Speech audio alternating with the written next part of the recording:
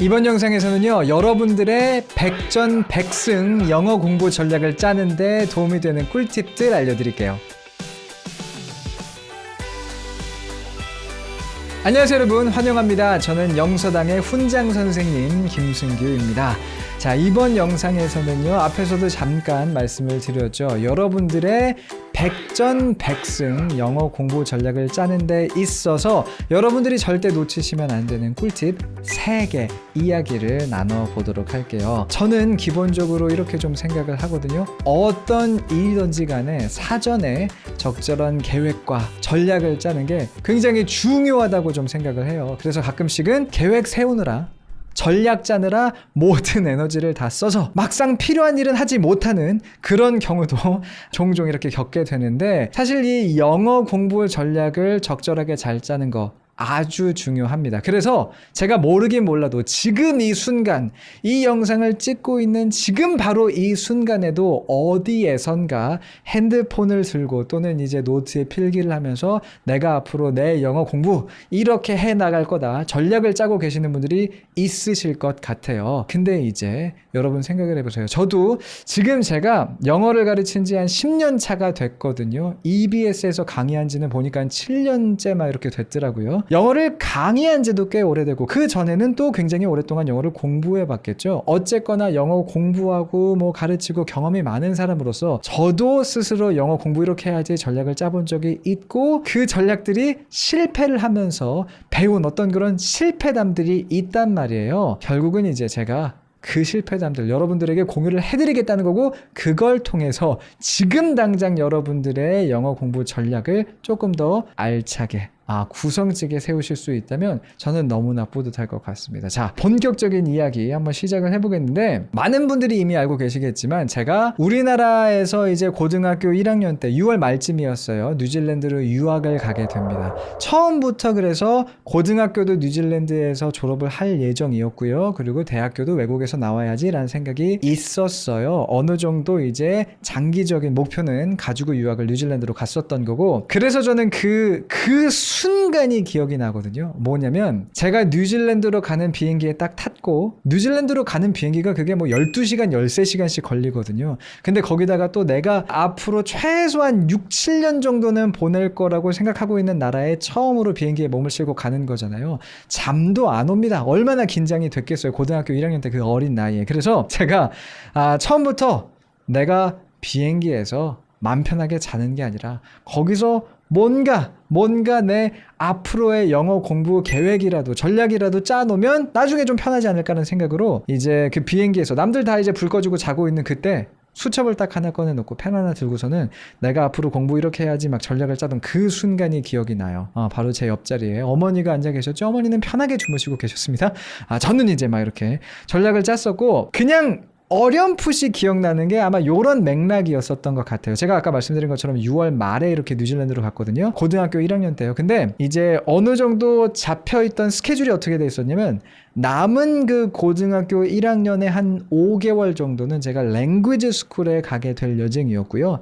그리고 그게 끝나면 다음에 고등학교 2학년으로 뉴질랜드에 있는 고등학교에 입학하기로 되어 있었어요. 그래서 그 비행기를 탔을 당시에 제 어떤 그런 가장 근접한 과제는 뭐였냐면은 고등학교에 잘 적응을 하는 거였어요. 그리고 뉴질랜드 고등학교에 잘 적응한다는 거는 뉴질랜드 고등학교에 있는 그 원어민 친구들을 사귀는 거였고, 거기서부터 이제 역으로 계산해서 제가 당시에 세웠던 계획이 뭐냐면 약간 이런 거죠. 그리고 아마 많은 분들이 이 내용에 공감을 하실 텐데, 자, 앞으로 나는 이제 죽은 사람이다. 나에게 여가 시간이란 없다. 나의 모든 1분 1초는 모두 영어 공부에 이제 바치겠다라는 생각을 가지고 2달 동안 막 이런 거죠. 2달 동안 단어장을 달달 외워서 단어 10,000개 외우기. 그리고 나서 그 다음 2달은 팝송 들으면서 귀 틔우기. 어디선가 한 번쯤 여러분들이 적어 보셨을 만한 영어 공부 전략이고 목표인 거예요. 그리고 나서 이제 그 정도 되면 한국에 또 겨울방학이라고 올 때쯤 될 거였으니까, 그럼 한국 가서는 이제 시중에 판매하는 패턴 책들 다 사서 그거 외워서 내 스피킹 실력을 이만큼 향상시키고, 그리고 딱 뉴질랜드로 돌아가면 이제 고등학교 2학년 입학하는 거죠. 그때 나는 원어민 수준 막 이런 거. 우리가 인생을 살면서 대부분의 모든 것들이 그렇듯이 그 당시에 제가 세웠던 계획 당연히 지켜지지 않았고요. 그 전략 당연히 어긋났어요. 그리고 거기서 제가 배웠던 것들 몇 가지 좀 공유를 해보면서 여러분들에게 어떤 그런 꿀팁들, 노하우들 전수를 좀 해보겠는데, 이런 그 댓글 같은 거 제가 많이 봤거든요. 선생님, 제가 앞으로 영어 공부하려고 이런 식으로 계획을 세웠습니다. 어떤가요? 한번 봐주세요라는 거. 근데 그런 걸 보면요, 참 사람이 비슷하죠. 제가 그 당시에 제 스스로를 위해서 공부 전략을 세웠던 그 실수를 똑같이 하시는 것들을 제가 보게 돼요. 뭐 어떤 실수들을 하시냐. 첫 번째, 너무 장기적인 또는 구체적인 계획이나 전략을 세우시는 거예요. 보통 이제 이런 식이세요. 제가 앞으로 1년 동안요 이렇게 하려고 합니다. 어떤가요? 라고 질문을 주시는데, 1년의 장기적인 계획이나 전략은요 절대로 지켜지지 못할 가능성이 높아요. 왜 그러냐? 뭐 여러분들의 의지의 문제가 아니라, 한 달, 두 달 영어 공부를 하다 보면 우리 실력도 향상이 될 거고, 그리고 실제로 영어 공부를 하다 보면요, 이 방법이 나한테 조금 더 맞는 것 같아 라든지, 아니면 나에게 지금 필요한 거는 저거인 것 같아 라는 등등의 새로 이렇게 업데이트 되는 정보들이 생긴단 말이죠. 그렇기 때문에 1년짜리 계획이나 전략을 세우고 그걸 이제 고수하는 것보다는, 그쵸? 조금은 단기적인 한 달, 두 달 정도, 사실 두 달도 조금은 긴 것 같아요. 한 달 정도의 전략이나 어떤 그런 목표들을 세우시되, 언제나 필요하다고 판단이 되면 그 전략들을 수정할 수 있다라는 마인드를 갖고 계시는 게 중요하다는 겁니다. 그렇죠? 그리고 이 마인드가 굉장히 도움이 되는 이유 중에 하나는 뭐냐면요, 1년짜리 전략을 세운다고 이제 마음을 먹고 그리고 전략을 세우기 시작하면요, 앞으로 1년 동안이나 내가 할 거니까 라는 부담감 때문에 너무 고민을 많이 하게 돼요. 이게 맞나? 저게 맞나? 그러다 보면 사실 정작 필요한 영어 공부는 안 하고 전략만 세우고 있단 말이죠. 그러니까 가볍게 앞으로 한 2, 3주만, 한 달만 이렇게 먼저 해보지 뭐. 그리고 그 피드백을 이제 반영해서 그 다음 전략, 다음 목표 세우면 되는 거야 라는 마인드를 가지고 계시는 게 좋을 것 같아요. 저만 해도 그랬어요. 아까 말씀드렸잖아요. 가자마자 단어장으로 10,000단어 외우고 시작을 하고, 그 다음에 팝송 들으면서 귀를 틔워야 되겠다. 그렇죠?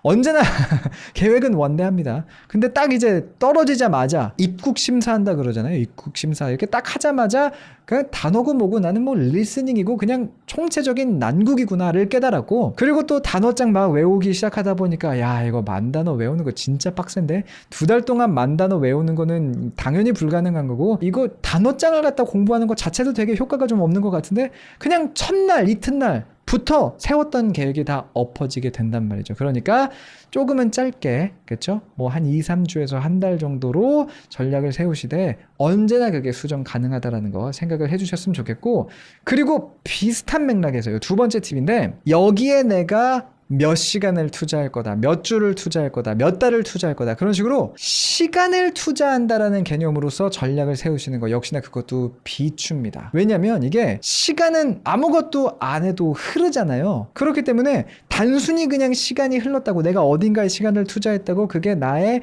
어떤 영어 실력의 실질적인 향상을 가져왔으리란 연관관계가 떨어진다는 거죠. 말하자면 이런 거예요. 사실 역시나 이것도 많은 분들이 공감하실 것 같은데, 나 오늘 단어 공부할 거야, 1시간 단어 공부할 거야, 그래 놓고 1시간 동안 한 단어 보고 유튜브도 좀 보다가 친구들이랑 카톡도 했다가, 그리고 나서 또 한 단어 보고 또 카톡하고 유튜브 보다가 1시간 됐네 하고서 공부를 마무리 짓는다고 하면, 나 오늘 영어 단어 1시간 공부했어 라고 되게 뭔가 뿌듯한 기분이 들 수는 있지만, 실질적으로 따져보면 2단어 공부한 거란 말이죠. 이런 함정에 되게 많은 분들이 빠지세요. 저도 일하다 보면, 영어 공부 말고 일하다 보면 그런 함정에 빠질 때가 많단 말이에요. 그러니까 시간을 얼마를 투자해야지라고 생각하지 마시고요, 수치화할 수 있는 목표를 세우세요. 예를 들자면, 내가 단어 공부에 어쨌거나 집중을 하고 있다면 내가 10단어를 외워야지가 훨씬 더 나은 전략인 거지, 하루에 1시간 영어 단어 공부해야지는 굉장히 비효율적인 방법으로 빠지기가 쉽다는 거죠. 그런 측면에서 저에게 굉장히 도움이 됐던 어떤 그런 수치 중에 하나는 뭐냐면요, 원서를 몇 권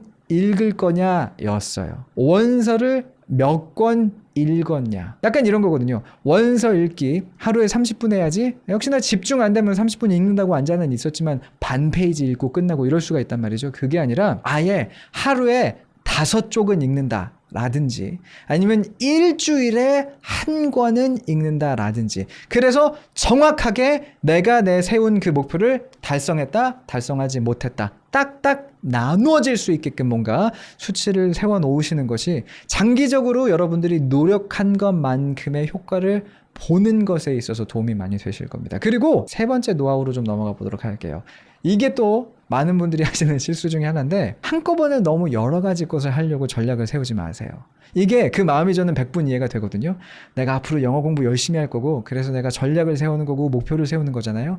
지금 한껏 어떻게 말하자면 필 받아 있단 말이죠. 그러니까 오케이 내가 하루에 3시간을 공부한다 그러면 40분은 단어 공부할 거고요. 40분은 원서 읽을 거고요. 그리고 막 되게 구체적이야. 25분은 미드 보면서 딕테이션하고 15분은 에코잉 할 거고요. 막 이런 식으로 되게 나누시는데 근데 우리 솔직해져 보자고요. 그런 식으로 막 분 단위로 계획을 세워도 잘 못 지키죠? 그렇죠? 솔직하게 잘 지키기 힘들잖아요. 그렇기 때문에 막 이런 식으로 여러 가지 것들을 한꺼번에 해야지라는 계획을 세우시는 게 무의미하기도 하거니와 안 지켜지니까. 그리고 두 번째로는요. 학습을 함에 있어서 되게 중요한 것 중에 하나가 몰입이거든요. 뭔가에 꽂혀서 어떻게 말하자면 뇌가 어떤 것에 꽂혀서 그래서 우리가 쉴 때도 우리가 잘 때도 이 뇌는 무의식에서라도 어떤 그 꽂혀있는 주제에 대해서 계속 고민하고 생각하고 그쵸? 이렇게 뇌가 돌아갈 수 있게끔 해줘야 돼요. 무슨 말이냐면 여러분들 혹시 그런 경험 해보지 않으셨어요? 영어 공부랑 상관없이 내가 뭔가 해결하고 싶은 고민거리가 있어요. 그래서 막 고민해요. 지금 내가 막 일부러 고민할 때는 해결책이 안 떠올라.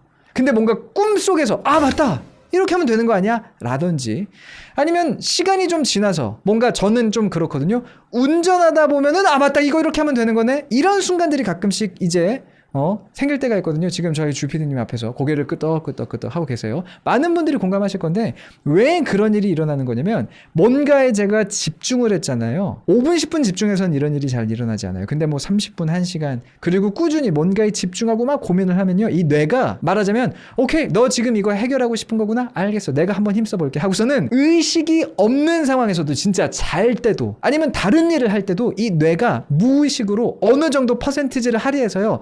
그 문제에 대해서 계속 고민을 해주는 거예요. 우리가 원하는 건 그겁니다. 영어 학습에 대해서도요.